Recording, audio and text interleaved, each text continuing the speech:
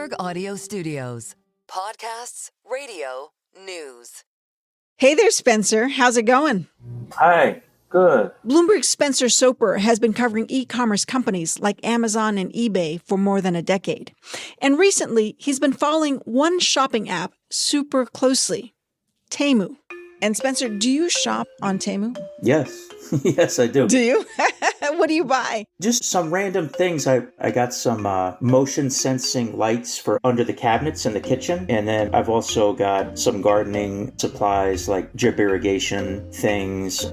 Temu is an e-commerce marketplace owned by the Chinese company PDD.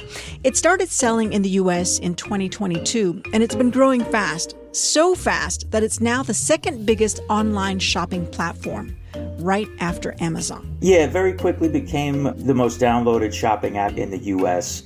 I think the last numbers I saw were 50 million active monthly users. One key reason that Temu is able to win over so many U.S. customers is its competitive pricing. Products on Temu are usually much cheaper than anywhere else, and Temu is able to price its goods lower, largely thanks to something called the de minimis rule, also known as this de minimis loophole, which means any one person in the U.S. can bring in anything worth less than $800 without paying tariffs on it. So since Temu is doing a direct-to-consumer shipping model from China, they can slip in without paying any kind of tariffs, and those can be 25-30%, and it looks like they're going to go even higher. In Latin, de minimis loosely translates to too small to matter. It's a tax rule from the 1930s that was originally created to allow Americans traveling overseas to ship back their souvenirs duty-free. If you're coming home from a vacation to another country and you have some gifts in your suitcase, they don't want customs officials getting bogged down charging tariffs on that. But now this is applied to e-commerce and cross-border e-commerce. But earlier this month, President Donald Trump took aim at this near century-old rule. The de minimis rule now that is being revoked by Trump, and Nomura is saying it could cost China about 1.3% of its export growth and about 0.2% of its GDP. So pretty significant, given that these small parcels make up about 11% of China's exports to the U.S. A lot of these suppliers were extremely shocked by how sudden and chaotic this happened to them. Rachel Chang is Bloomberg's managing editor for global business in Asia. There's definitely a chilling effect because the draw of these places are how super cheap they are. Once you lose that cheapness, once there's added costs or added fees, of course that attractiveness goes away. And one Chinese merchant tells us that closing this tax loophole has huge consequences for some Chinese manufacturers and retailers. They can basically close overnight.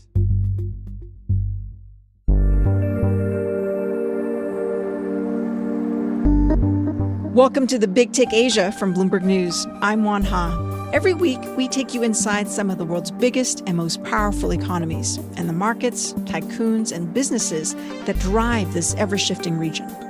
Today on the show, the de minimis, and what does closing it mean for Chinese e-commerce giants like Temu and their American customers? Spencer, for people who aren't familiar with Temu, can you start by telling us what this app does? So Temu is like a discount store in your phone. So you download the app, and when you go in, before you even get a chance to look at anything, you're likely going to see a prize wheel or some sort of maybe an egg, and they'll say, ooh, prize for you. And they'll already start kind of bombard you with deals and discounts. Temu launched in the U.S. in September 2022 with relatively little fanfare. And a few months later, its parent company, PDD, jumped at the chance to introduce itself formally to U.S. consumers, an event that they knew would get the attention of millions of eyeballs, the Super Bowl. They had a Super Bowl commercial in 2023 where they really poked at people's curiosity. I like it. And it really took off. It was an immediate hit, and they had this campaign, Shop Like a Billionaire. Meaning it doesn't matter how much money you have, you can shop like money's no object because our deals are so good. Besides going big on the Super Bowl, Spencer says Temu came to the U.S. at the right time. We had just come out of the pandemic, so A lot of people grew really accustomed to shopping just about anywhere online and experimenting with new sites they weren't necessarily familiar with. That used to be something people were a little hesitant about. And also, we had hyperinflation, and so people were just looking for deals. So Temu really stood out with bargains at the right time when people were just grappling with higher costs for groceries and everyday expenses, that sort of thing. If you open Temu now, you can find things like a $6 Apple Watch lookalike or a $20 mini arcade claw machine. And if you buy more, the app often offers an even bigger discount or throws in freebies with your orders. The big thing about it is discounts. The prices are very low, so you're likely to find items at cheaper prices than you could find at a store near you, if you could even find the item near you, or on competing marketplaces in the US like Amazon or eBay or Walmart. A lot of things could maybe be like half as much as on Amazon or less. And on TikTok, there's tons of videos where people talk about their Temu hauls. Why do you like to waste money? Why are you not checking Temu before you buy stuff? Let's not get duped. Let's buy the dupe. And the reason Amazon customers are paying a lot more for similar, or sometimes even the same item, Spencer says the markup largely reflects the cost of fast delivery. So Amazon is all about speed, 2-day delivery, 1-day delivery, same-day delivery, and most of their items are bundled around that without a consideration to say, you know what, I'd rather get it for less if I can wait a little longer. Temu's saying, hey, if you can wait 7 days, 10 days, we'll get you a really good deal on this item. So that's the trade-off for the shopper. But what Temu's really shown is, hey, people are willing to be patient for a deal. Another factor that helped fuel Temu's rise in the U.S., Donald Trump himself. Trump imposed a host of tariffs on China during his first term, and that raised the cost for exporters. But he left one thing untouched, the de minimis rule. Now, most of the world has versions of de minimis, but the U.S. is the most generous, up to $800 per package. And that became a loophole for Chinese merchants to ship lots of goods into the U.S. duty-free. Most things, when you purchase them on Amazon, they're already in the United States in a U.S. warehouse. So that means they were shipped on big cargo containers by ocean, and then they're paying tariffs when they come into the U.S. through port. Whereas Temu, they'll have facilities in China where they actually take a customer's order and put it into an individual package. You're doing that order fulfillment in a warehouse in China where labor is cheaper, put it on an airplane and fly it into the United States through what's called the de minimis loophole in the U.S. You're not paying tariffs on the goods coming in. The de minimis benefited not just Temu, but also other Chinese e-commerce giants, like fashion retailer Shein. Temu and Shein have really driven a huge rise in the volume of shipments entering the U.S. through this loophole. And it's something like 1.4 billion in 2024, which was 4 million packages a day. It's more than tripled over pre-pandemic levels. This year, Temu is estimated to earn $30 billion in U.S. sales, a milestone that took Amazon more than a decade to reach. But now that forecast is under threat. President Trump said, we're going to close this de minimis loophole. And that was a big shock to the system. That's going to affect companies like Temu and Shein. And it's set off a scramble. And a lot of people were just confused and not sure what it meant. A few days later, Trump reversed his order to revoke the de minimis rule and delayed the suspension. He said he wanted to give agencies more time to come up with adequate systems to, quote, fully and expediently process and collect tariff revenue. Yeah, you're going to need a system in place. You're going to need infrastructure. You're going to need rules on how to handle this volume and how they're going to screen it and apply the appropriate tariffs. You can expect major changes in how these goods flow into the U.S. While the U.S. Customs figures out a way to process and tax the hundreds of millions of parcels from China, Chinese manufacturers are working on contingency plans.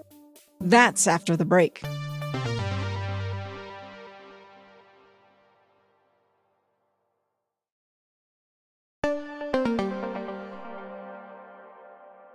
On February 1st, President Donald Trump proposed new 10% tariffs on all Chinese imports. And he ordered the suspension of the de minimis rule for goods from China and Hong Kong. Almost immediately, big e-commerce platforms took a hit.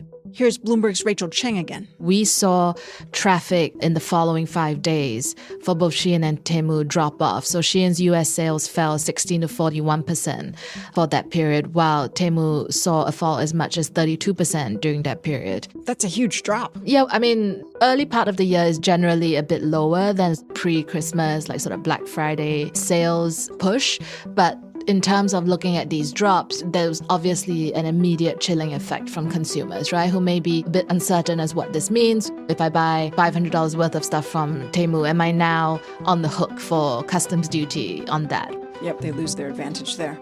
Now, if I'm a Chinese retailer or a manufacturer who sells my products on Temu, what does the closing of de minimis loophole mean for me?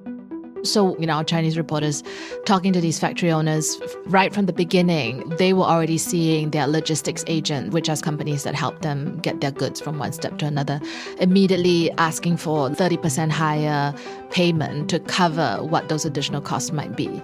There's just so much chaos around how this rule will be implemented. So we know for sure there would just be a lot of higher costs for these vendors in the medium term. To get a closer look at this chaos, we called up one of these logistics companies. 喂，是强哥吗？ Andy Guo is CEO of Henan Taidia. He's been helping Chinese factories and retailers sell their products overseas since 2009. His company has operations all over the world, but Guo says that the U.S. market, until recently, was probably the most promising. The US is indeed a great, profitable market. But on the other hand, it is also an obvious market. So everybody wants a piece of it, and the competition is intense. Guo says after COVID, the competition became even more cutthroat, and governments around the globe started to encourage companies to localize their operations. What does it mean to localize your operation? It means that if you want to expand in the US, you need to register your business in the US and pay your tax to the US locally. This localizing trend is getting stronger these years for e-commerce businesses. Guo says his company moved on this trend early on. During COVID, when shipping prices were skyrocketing, they acquired business licenses and established warehouses in the U.S. That means the products he helps sell are stored in the warehouses and can reach customers faster than smaller retailers who directly ship from China. Guo says his business has never relied on the de minimis rule because the company ships products in bulk to the U.S. So instead of sending small packages under $800, the company has been paying tariffs from the get-go. And that's already factored into its pricing, which is still competitive, he says.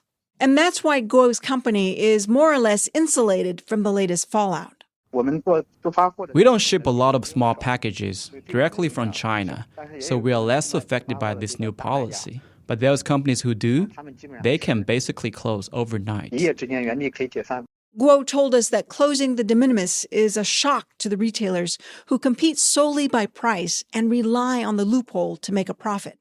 That means for platforms such as AliExpress, Temu, and Shein, all these marketplaces that rely on low prices, they are taking a major hit. Trump actually understands them very well. They're able to keep the prices so low because of China's cheap labor. And that's exactly what the U.S. wants to hit.